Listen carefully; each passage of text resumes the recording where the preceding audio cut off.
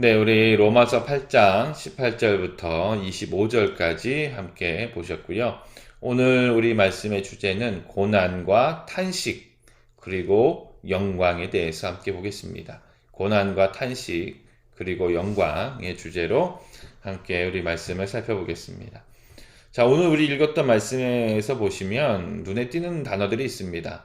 바로 고난이죠. 그렇죠. 18절에 바로 고난은 장차 우리에게 나타날 영광과 비교할 수 없도다 라는 겁니다. 저는 여러분들 우리가 예수 그리스도를 믿음으로 말미암아 이 땅에서 고난을 받게 될 것이다.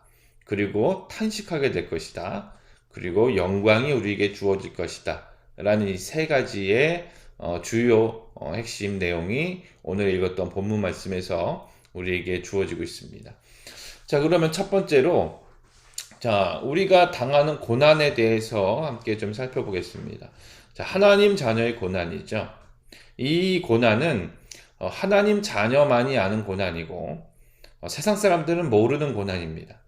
우리가 하나님의 자녀이며 예수 그리스도를 믿기 때문에 받는 고난이라고 보시면 될 것 같아요.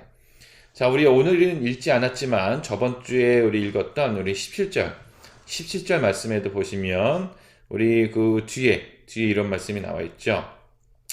그와 함께 영광을 받기 위하여 고난도 함께 받아야 할 것이니라. 그리고 오늘 읽었던 18절 말씀, 현재의 고난은 이렇게 돼 있어요. 그렇다면 여러분들, 우리가 예수 그리스도와 함께 받는 고난이고, 그리고 이 고난은 현재 우리가 당하는 고난이라는 것입니다. 아마 이 고난은 우리가 진정한 예수 그리스도의 제자 또한 자녀라면 아무도 피해갈 수 없는 고난들이 될 것입니다. 그런데 여러분들, 삶 속에서 고난이라는 것이 느껴지는 사람들이 있고 안 느껴지는 사람들이 있습니다. 예수 그리스도와 함께 받는 고난, 예수님 때문에 받는 고난인데, 여러분들 둘 중에 하나인 것 같아요. 첫 번째는 이 고난은 결국에는 세상이 주는 고난인데, 이 세상이 주는 고난에 해당되지 않을 만큼 믿음이 없는 사람일 수가 있어요. 두 번째로는 믿음이 담대하고 믿음이 강력해서 세상이 웬만큼의 고난으로 공격을 해도 전혀 느낄 수 없는 그런 사람이 있을 수도 있습니다. 그래서 우리가 꿈꾸는 건 다, 우리가 목표로 하는 것은 믿음의 담대함을 가지고 이 고난을 느끼지 못할 정도로 이겨내는 것이죠. 그렇다면 여러분들, 우리가 어떤 고난들이 있을까요? 먼저 예수님께서도 공생의 사역을 하실 때에 예수님을 환영하는 사람이 많았을까요? 예수님을 배척하는 사람이 많았을까요? 예, 당연히 예수님을 배척하는 사람들이 많았습니다. 이 사람들은 예수님께서 천국의 복음을 전할 때에도 받아들이지 아니하고, 예수님께서는 이들에게 생명을 주시고자 하는데 그 생명을 받지도 아니하며 돌을 던지고 욕을 하며 채찍질을 하며, 더 나아가서 십자가에 못 박혀 죽기까지 예수님을 고통스럽게 했습니다.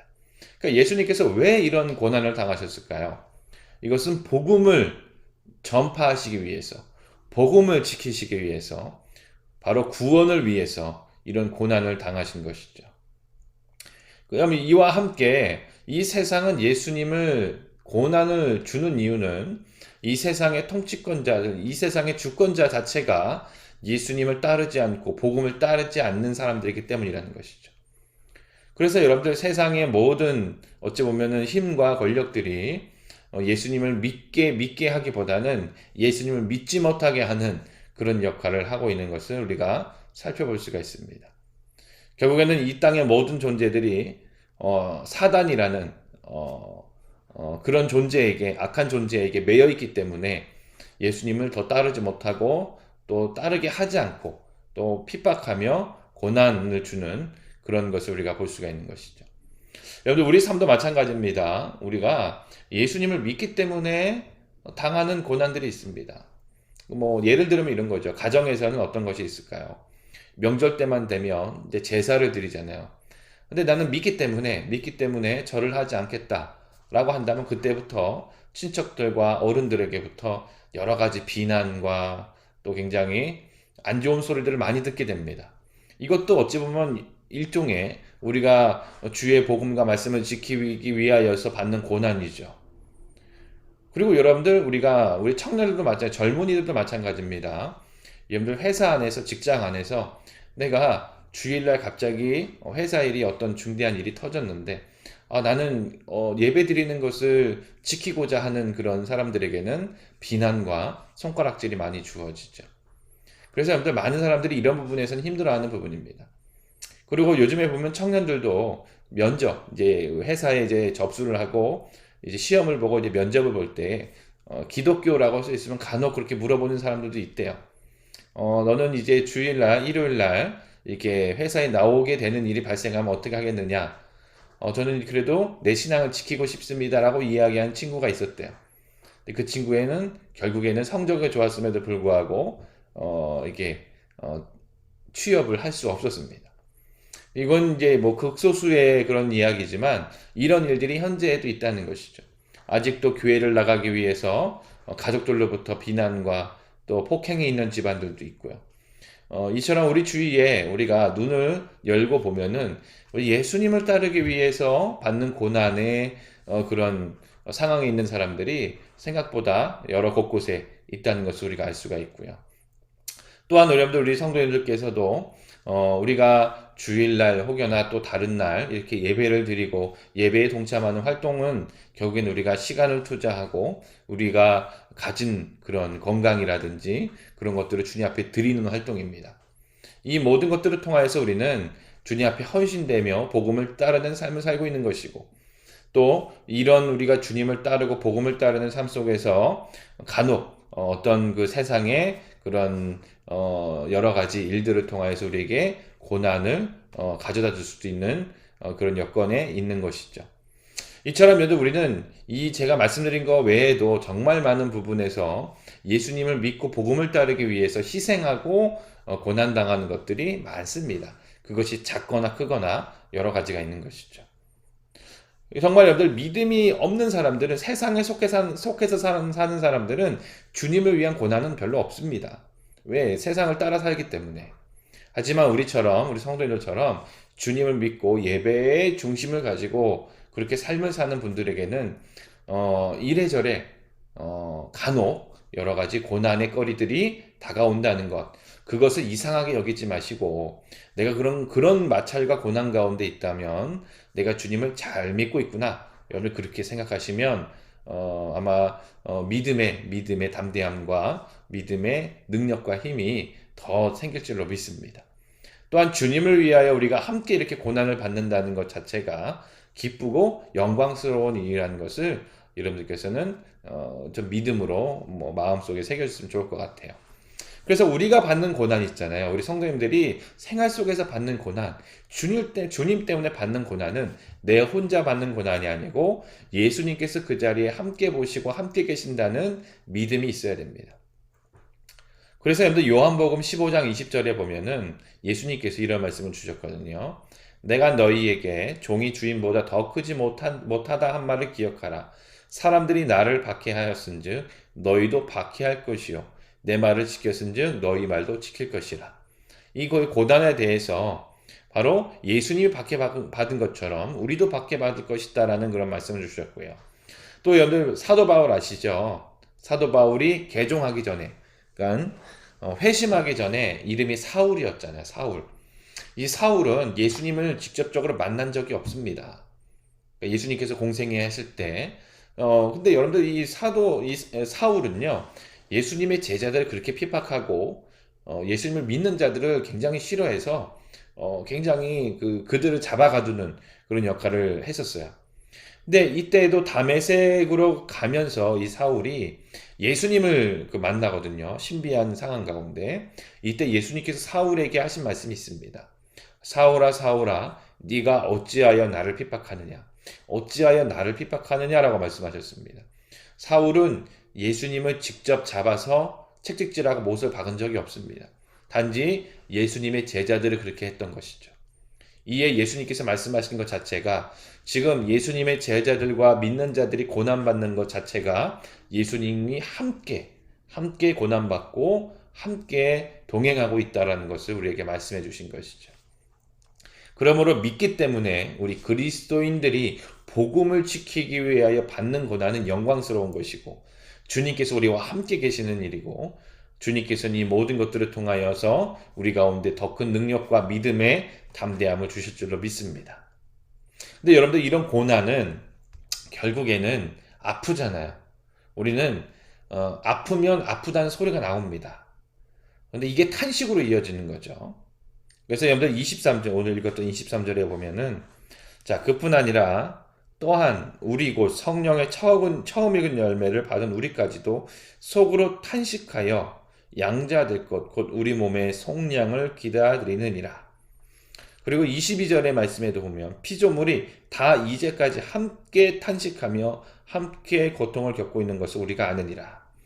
자, 우리가 이 세상에서 살 동안에 그러니까 고난이 있기 때문에 우리는 탄식을 합니다. 아프니까, 힘드니까. 이거는 여러분들 자연스러운 것이죠. 그런데 우리가 하는 이 탄식, 예수 그리스도 또 복음을 위하여 받는 고난, 이 예수님을 위한 고난, 곧 예수님을 위한 탄식은요, 허무하고, 그냥 공허한 것이 아니라는 것을 우리가 함께 말씀을 통해서 보려고 하는 것이죠. 자, 여기서 말하는 탄식은요, 그냥 내가 아파서 죽을 것 같아서 그냥 부정적으로 악에 받쳐서 하는 탄식의 그런 의미가 아닙니다. 어떤 의미냐면, 좀 쉽게 우리가 예를 들자면, 여러분들 여인들이, 이제 엄마들이 아기들을 이제 출산하잖아요. 출산할 때. 여러분들 그때 어떻습니까? 굉장히 아프죠. 막 죽을 것처럼 아프잖아요. 그래서 우리가 산부인과 가서 이제 막 아기를 이제 진통이 오고 이제 그때부터 너무 아파가지고 또 이제 막 출산을 하게 되면 정말 아프고 소리를 지르잖아요. 이게 오늘 말씀에서 말씀하시는 탄식입니다. 아픈 거예요. 아픈데 이게 부정적인 아픔이 아니고 뭐죠? 곧 내가 그렇게 그리던 생명, 아기를 만날 것을 위한 기다림에 인내하는 그런 탄식이라는 것입니다. 그래서 기쁨의 탄식이라고 보시면 될 것 같아요. 영광스러운 탄식이고 아주 축복된 탄식이라는 것입니다. 여러분들 왜 그런가 하면 우리 앞에 무엇이 있냐면 주님께서 주시는 영광이 있기 때문이라는 것입니다. 그래서 여러분들 이 탄식은 결국에는 우리가 지금 내가 이 세상에서 살 동안에 이 고난이란 아픔이 다가올 수밖에 없는데 곧 믿음의 사람들은 정말 주님을 확신하고 주님과 함께하는 사람들은 이 고통과 함께 어디를 바라보냐면 이 고통 앞에 이 고통이 끝난 다음에 주실 주님의 영광과 축복을 바라보는 것입니다. 그것을 바라보면서 내가 지금은 힘들지만 내가 곧 주님의 영광 가운데 선물을 얻게 될 줄로 믿습니다라는 고백이 나오고 그래서 고난 중에서도 감사하다는 기도가 나올 수가 있는 것입니다. 또한 이와 함께 여러분들 오늘 우리가 읽었던 말씀 중에서 그렇죠. 방금 우리가 읽었던 말씀 22절에 오늘 좀 독특한 말씀이 나오죠. 피조물이 다 이제까지 함께 탄식하며 함께 고통을 겪고 있는 것을 우리가 아느니라. 여러분들 피조물들이 우리와 함께 탄식을 하고 있다라고 말씀을 주고 있습니다. 왜 그런가? 이 피조물들은 인간을 제외한 우리 이 땅의 모든 자연 만물을 지금 이야기하거든요. 여러분들 자연 만물, 하나님이 만드신 이 모든 피조물들 굉장히 신비한 생명체입니다. 여러분들 물에 대한 연구에 대한 그런 이야기를 들으신 분도 계실 거예요. 물은요, 아주 고도의 현미경으로 보면 그 안에 입자, 모양으로 되어 있습니다. 이 물이 모양으로 되어 있어요. 그런데 이 물에다가 막 욕설을 퍼붓고 여러분들 정말 기가 시끄러운 락 음악을 이렇게 틀어놓잖아요. 그럼 그 입자가 막 깨지기 시작해가지고 뾰족뾰족하게 아주 못생긴 모양이 된다고 합니다. 그런데 이 물에다가 우리가 사랑한다, 좋아한다, 그리고 아주 멜로디가 좋은 클래식 음악 같은 걸 이렇게 틀어놓잖아요. 그럼 입자 자체가 아주 고르고 아름다운 모습으로 그 입자 모양을 이룬다고 해요. 우리가 우습게 보는 생명이 없는 것 같은 그런 물도 하나님의 창조의 신비가 들어가 있는 것이죠. 여러분들 이거는 식물들도 마찬가지고 모든 자연 만물이 다 마찬가지라는 것입니다. 그런데 창세기에서 보면 아담과 하와가 죄를 지을 때에 하나님께서는 저주를 주시죠. 그 저주를 내리실 때에 그 땅에 대한 저주도 주십니다. 곧 이 말은 뭐냐면 피조물들에 대한 저주라는 것이죠. 우리 하나님의 아들들 아담과 하와가 죄를 지음으로 생겨난 저주는 우리뿐만 아니라 이 생태계 자연에게도 미치게 된 것입니다. 그래서 오늘 로마서 8장 22절의 말씀 피조물들이요 다 우리와 함께 탄식하고 있어요. 고통을 겪고 있습니다. 왜? 원래 에덴 동산에처럼 완벽한 모습을 잃어버린 거야. 우리 인간도 잃어버리고 자연도 잃어버렸습니다. 그래서 구원의 날, 하나님이 아들들이 일어서는 그날을 계속해서 기다리고 있는 거야. 기다리고 인내하고 있는 것입니다. 어찌 보면 우리뿐만 아니라 자연 만물도 지금 탄식하고 있는지도 모르겠어요. 인간의 죄 때문에, 인간의 탐욕과 욕심 때문에 자연을 자꾸 훼손하잖아요. 파괴되지 않습니까? 우리의 공기도 망가지고 지구도 망가지고 있습니다. 어찌 보면 이 자연 만물이 탄식하고 있는 것과 마찬가지인 걸로 우리가 생각할 수가 있을 것 같습니다. 그래서 여러분들 이 탄식하는 23절에 보면 그 탄식하여 양자 될 것 곧 우리 몸의 속량을 기다리느니라. 무엇을 기다리는 것과 영광을 기다리는 것입니다. 자, 이 영광은 무엇이냐면 바로 21절의 말씀에 보면 피조물도 썩어짐의 종로로 탄 데서 해방되어 하나님의 자녀들의 영광의 자유에 이르는 것이라. 그리고 24절에 보면 소망으로 구원을 얻었음에 라고 말씀해 주시고요. 여러분들 우리가 하나님의 백성이 되며 영화로운 모습이 되는 거예요. 여러분들 지금 우리는 굉장히 연약하고 굉장히 약한 모습을 가지고 있습니다. 우리가 이 땅에서 살 동안은요, 죄성이라는 것, 또 사단이 죄의 유혹과 공격이 있기 때문에 이 죄에서 완벽하게 해방될 수가 없는 안타까운 현실을 우리는 살아가고 있습니다.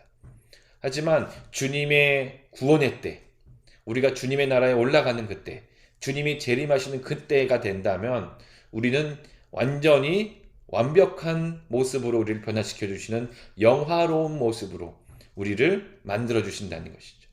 그날을 피조물들도 고대하고 있다는 것입니다. 그 영화로운 그날, 영광스러운 그날, 주님과 함께하는 그날에 우리는 하나님의 선물과 구원의 축복을 받게 될 것이고 바로 그날이 우리의 고통과 탄식이 끝이는 그날이라는 것입니다. 바로 우리는 우리 앞에 이런 주님의 축복과 구원의 날이 있기 때문에 우리 삶 속에서 여러 가지 고난과 탄식을 우리가 감사함으로 이겨낼 수 있는 믿음의 어쩌면 그런 요소가 있다고 볼 수가 있습니다. 그렇다면 우리가 여러분들 삶 속에서 고난이 닥칠 때, 탄식의 소리가 나올 때, 오늘 읽었던 말씀 중에서 이 말씀을 여러분들 외우시고 많이 되뇌셨으면 좋겠어요. 바로 18절 말씀입니다. 생각하건대 현재의 고난은 장차 우리에게 나타날 영광과 비교할 수 없도다. 현재의 고난은, 그렇죠. 현재는 우리가 뭐 경제적으로, 또 육체적으로, 건강적으로, 또 우리가 관계적으로 많은 고난들이 우리에게 있지만 내가 믿음으로 인내하는 이유, 믿음으로 이겨낼 수 있는 이유는 장차 우리에게 주어질 이 영광과 비교할 수 없기 때문이에요. 여러분들 이 믿음을 가지시고 주님께서는 나를 기쁨과 축복과 선물의 승리의 자리로 인도하실 주님을 의지하시면서 여러분들 삶 속에서 닥치는 여러 가지 환난과 어려움들을 잘 극복해내시고 믿음으로 승리하실 수 있는 우리 성도님들 되시기를 주의 이름으로 축복드립니다.